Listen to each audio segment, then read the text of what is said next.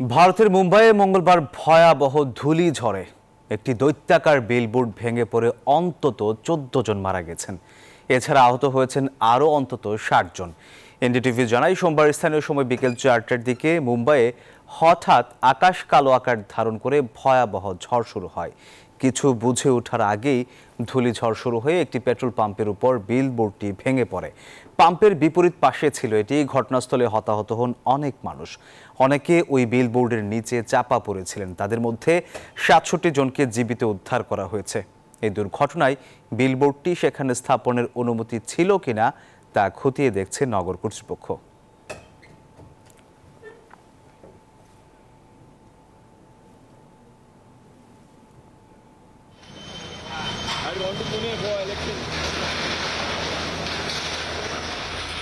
Walton fridge কিনে অনেকের মতো আপনিও হয়ে যেতে পারেন মিলেনিয়াল।